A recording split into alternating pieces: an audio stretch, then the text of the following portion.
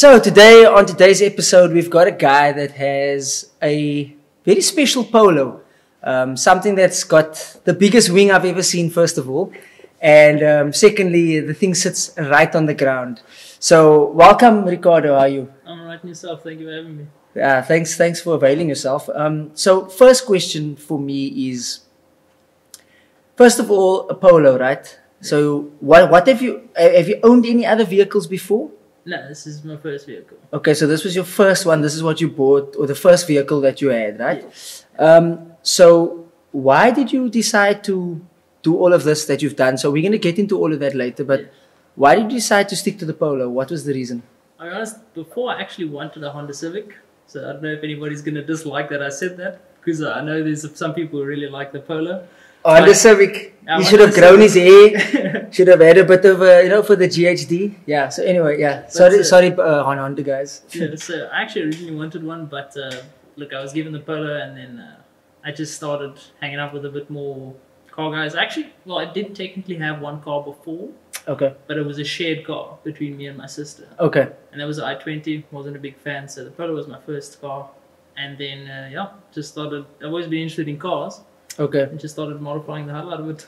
Yeah, so like we're looking at it, I mean, it's standing outside then, I was looking at it, I mean, we all know, obviously, air suspension, we all know about the air suspension, but now I've heard that there's a lot more to what you've done to this vehicle besides just putting air in. Apparently, there's geometry that went into all of your stuff, so it's not just a straightforward thing. Apparently, there's a lot that's gone into it, especially in terms of thinking. So, what all's gone into this vehicle? Look, probably, I'd say the most challenging thing I've done to the car would have been the air suspension. I did install it myself, so that was quite a learning curve. Okay. And then a lot of it was also friends helping me build stuff. So a mate of mine helped me originally build the wing. Okay. So he got the designs done, and then basically just figuring out everything. I'm a very DIY guy. Okay. So I enjoy everything, or doing everything on my car myself. Yes. So that's basically kind of where I got into it, I guess. Okay. But everything that's done to the car, show it. I think the main things that stand out that people notice, obviously, the wing. Yes. I've got a cup bumper on the car, which is a replica. For anybody hates on me for not saying that, because there's a bit of a thing for that. Yeah. And probably the wheels as well. They're very aggressive wheels. And then the air suspension is probably the main thing. Okay, cool. So when it came to the air suspension, though, did you have to Google some of the stuff? Did you have the information downloaded already? Did you have to make a couple of phone calls? How did you actually get that thing to work? Because I know a lot of people struggle to actually get it to work if they haven't done it before. A lot of Googling. Okay. Firstly, trying to find diagrams of wiring, especially the wiring is probably the scariest thing. Okay. Because as far as like, it's basically like putting coilovers in, it's pretty similar. Okay. It's just maybe worrying about where airlines and stuff have to go. So there was a lot of that, a lot of talking to people, different air installers, and then just basic knowledge from friends who also have bagged cars. A good friend of mine also had a bagged Corsa, and he showed me a lot and basically walked me through the whole system. Okay, so you kind of just learned as you went along, type of thing, which is always cool, because I think a lot of people, it's easy to take a vehicle to someone and to say to them, here's my vehicle. Here's 20 grand. Here's 20,000. Here's 30,000. Do my job for me, and that's it. Exactly. But I think the way you've done it is there's a bit more understanding now of what's actually gone into the vehicle. I think we just see it as, okay, it goes up and down, But I think once you do it yourself, I mean, I also like doing things myself if I can, because you learn that way. You actually discover things as you move along, and you actually appreciate what you've done, or at least what's on the vehicle. Yeah. Because you've actually done it yourself. You haven't just paid for it and let somebody else do it for you, type of thing. And something that helped with that as well was when I did have my first breakdown with air, knowing that I installed it, I knew exactly where to look, where everything was. If I was in another situation, I think maybe if somebody else had done the car, I would have been stranded and then, paid for a flatbed to get the car out of there. So what actually happened? I can't remember exactly what caused the problem, but one of my rims cut the airline. It's connecting to the front bag. Ooh.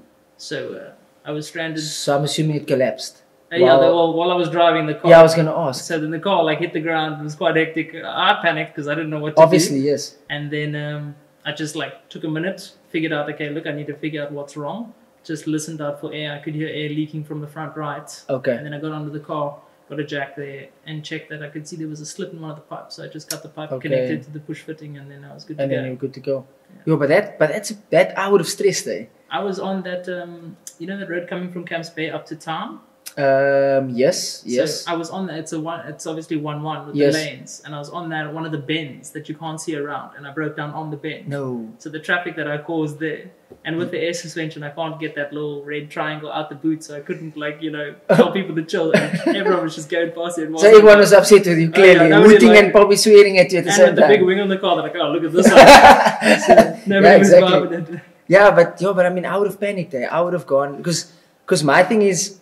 You're lucky, I mean, you probably weren't going fast, but I mean, imagine you were going at quite a speed. That is actually very dangerous. I've seen some pretty bad accidents from, at least, I don't know if it was related, but I saw something that happened to a car at some point that was on air suspension, and because of a bag failing, it basically totaled the car. Yeah. So it's and it didn't do any damage to the fenders or the bumpers or anything when it dropped? Nah, thankfully. Because the way the car tucks, everything just gets sucked in under it. I heard metal scraping, and that was the chassis hitting the tar on the ground. I was like, okay, shit, something's wrong. Yeah, exactly. But I mean, you're lucky that it didn't cause major damage. Because I would expect it to damage fender, bumper. I mean, it may have. I don't know. Yeah, maybe it did. You just haven't checked it. So exactly. Yeah. But I mean, it doesn't matter. The car's driving. It's here now. You're doing it. You're still doing your thing. Yeah. And then, I mean, I'm looking at it on those pictures, and why this massive?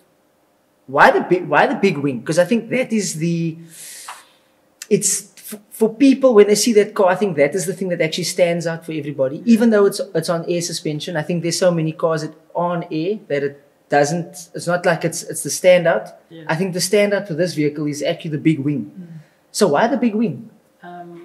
I originally saw a photo of it on Facebook. I don't know if you've seen on some of the groups they'll say like, oh, drop a photo of your ride, and this was like 2 or 3 years ago. And I saw a photo pop up of a car up in Belgium that has one of these wings on it. And I was like, that's insane. Who would chassis mount a Polo? Yes.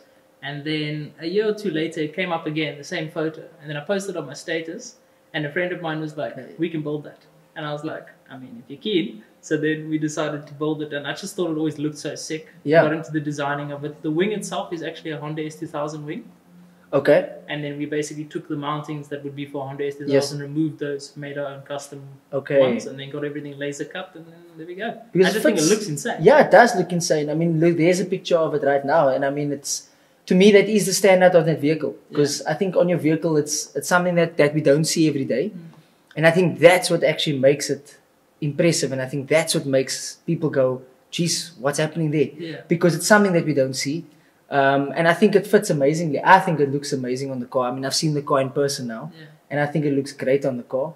It's something very different. And then also, while looking at your car, I've seen that there's no seats at the back. Yeah. So, yeah, why did you take out the seats? And I think I've seen a cage in there as well. I don't have a cage. Or you wanted to do a cage, you said? I do want to do a cage. Yes. It just looks like there's a cage. If you look from the front of the car and you see the X on the back of the wing. Oh, yes, that's right. It looks like there's a cage in the car. But because I couldn't open the boot, I knew that because of the wing, you can make adjustable wings and you can open the boot, but like I already had a sound system in the car, and I knew I was going to fill it with a sound system and air suspension. So I had to alter a couple of things to make, and I built basically the entire boot in reverse, facing the front seats. Okay. And I knew I was going to put buckets in. So I thought it would look weird if I had the buckets in with normal seats in the back. Yes. So I just built a design that basically the rear seats. Yes. The rear seats are technically still in the car. It's just when I pull the bench up and flip the seat down, I have a board that covers all of that. Okay. For everything. So it's actually still in there? Yeah. If you check in the car now, the seats are in. And it actually looks like there's nothing in the car. I mean, when I looked inside there, it looks like there's nothing. So it's actually well done. Yeah. But I mean, you don't have anybody that sits at the back in any case. Like Exactly. you said to me, it's like it was pointless having the back seats. And I think it would look weird if the buckets with the normal seats, it just looks odd. Yeah, it does. It does. But I see so you're saying the boot can't open at all with the design that you have on the wing? I can, I just have to loosen some bolts. Okay, so you'll have to loosen bolts. So okay, yeah. I mean, imagine going to the shop every time you have to loosen, open up, put the groceries in, close, tighten up again, drive. So it's like 10 minutes of your time you're wasting just tightening and loosening. I get what you're saying. And I don't keep the display in with that board for daily driving. I normally have the seats in for daily driving, so I'll just put groceries in there. Okay, cool. And is there anything else that I haven't seen on the vehicle that you have done to it? Sure, I think we basically covered everything. like I said, I've got the cup bumper. I've got camber plates in the car as well in the rear. Okay. I'm not exactly sure the degree of camber that it's running because it was a gift from somebody. Okay. But that I've got a diffuse on, also exhaust. The exhaust I've got is 101 more exhaust tip. I went to Powerfly, I was like, can you give me the biggest pipe you guys have? And then but it's quite loud. I mean, when you pulled up here, it's quite loud. Yeah, it's basically just a straight pipe welded on. I'm a big fan of Japanese cars, hence the Honda originally. Okay. So it's got a bit more of like a Subaru WRX exhaust. Okay. So I like that like straight exit exhaust. Yes. So that's why I went for So do you have a straight pipe? No. Well, it's no. I've decapped the car and then all the boxes are out except for the rear box. The rear box I just put a Powerfly box on. Okay, cool. So you have a box at the back. Okay, cool. So that's. But I mean, it's loud though. Yeah, it's. I mean, you pulled up here. It was quite loud. It's quite annoying for some people, and it does drone when you're driving. But I mean, you know, loud car. How do you find that drone though? I find in my car the drone can actually be. It's okay to have a drone, but I think what happens is eventually, especially when you're tired, like at night. Yeah. I tend to find that I actually like sort of doze off. Like because how do you? Drone. Yes. How do you find the drone? No, turn the music up. Okay, I don't have a sound system in my car, so that's possibly why. Yeah. But I just found that the drone at night, especially if I'm tired, I actually tend to like feel like I'm dozing off. And it was something that I think in the past, because I remember when my dad had a vehicle, that he also used to do these things too. He also used to tell me like they actually warned him when he did an exhaust. They actually told him that, you know, don't have too much of a drone because it actually makes you fall asleep behind the wheel. That's the first time I'm hearing that. Actually. And yeah, so I don't know if it's still like that, but I mean, for me personally, when there's a heavy drone inside the vehicle, I do actually feel quite tired. So I don't know, maybe it's just me, maybe I'm getting old. Okay, so we've gone through all of that. Is there anything else that you would like to still do to the vehicle? Because I know there's a lot done to the vehicle already. Like there's a lot of things there. It's very different to what we see on any other Polo. There's a lot of things that you've done. But is there anything else or any future plans that you have for the vehicle? I'd probably say the main goal at the moment is the paintwork isn't in the best condition. Okay. The bumper and everything got painted and stuff like that. I've got some really good paint guys who do all my work, and I mean they kill it whenever they do it. But I'd love to do a full respray of the car. Okay. And if I'm going to go through the effort of respraying the car, I'm going to change the color. I was going to ask you now, are you going to do a color change? I'm doing a color change for sure. Do you know what you want to do? What color you want to do? I do know what color. But I'm assuming, because I know stance guys like to keep things secret. I'm not that bothered. I'll tell you it's green. That's all. But it's a type of green. So it'll probably be like a pearlescent type of green. Yeah, it's a crazy green. Yeah, it's probably going to be something crazy. Because I know the stance guys, they love... You know what I notice about the stance guys? Like the guys like us that like to just modify engines, we're always posting and saying, guys, we're going to do this, we're going to do that.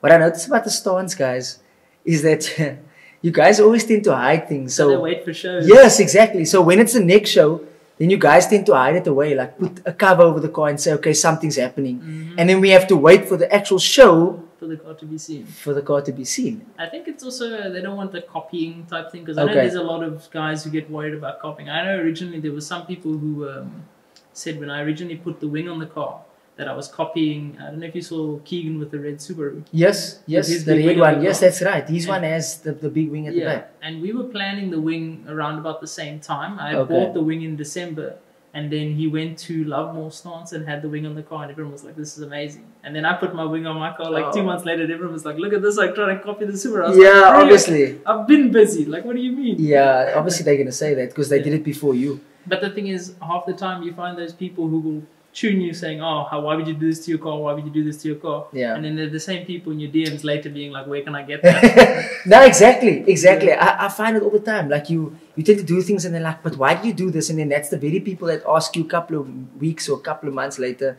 So just by the way, where did you get this? Exactly. And where did you get that? I feel like it's been those situations. I always picture in my mind that like somebody was like, yo, this looks terrible. They go to their friend and show their friend like, how terrible does this look? And their friend's like, that looks awesome. They're like, you're right, it looks awesome. Yeah, where did you get that? It's true. And I think it's the same with vehicles. Like today, they posted something about the new 350Z.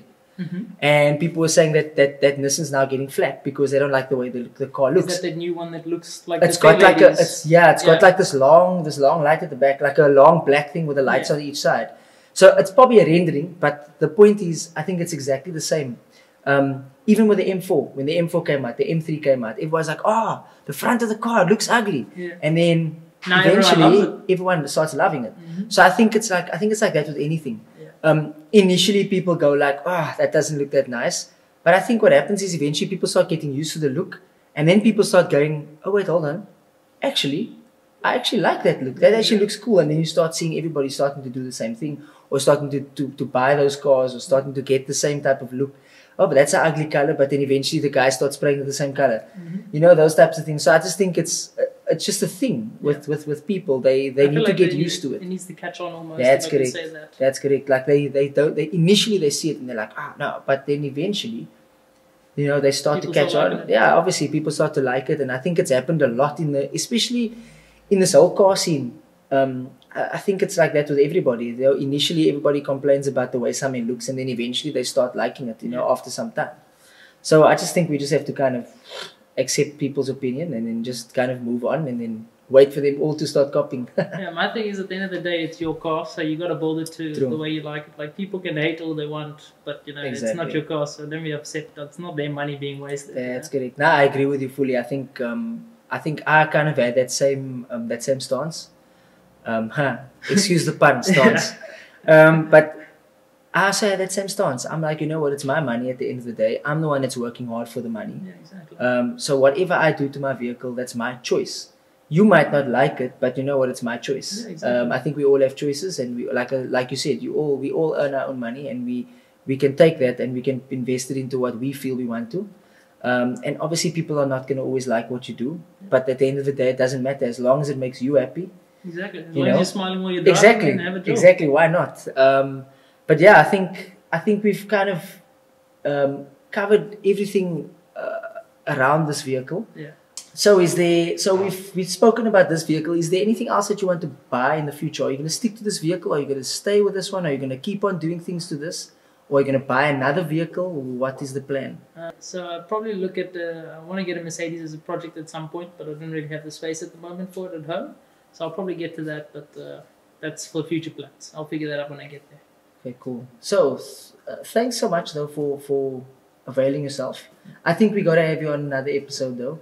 I think we need to see that color change. Yeah. I think we need to see some of the other changes. So I think we definitely need to get you on again. Yeah. Whether it's next season or the season after, but we definitely need to get you back as soon as you got that color change, because I'm really interested to see what it's going to look like in that color. Because you said green, but we know it's not going to be just a normal green. Yeah. So we're definitely going to have you back. So thanks so much for watching, everybody. Please don't forget to like, share, and subscribe, most importantly. And at the bottom, please comment at the bottom and tell us what you thought about the interview. Tell us what you thought about everything. Like I said in the previous episodes, the more you comment and the more feedback you give us, the better we can become at this. So thanks very much. This is Havoc TV, completely disruptive.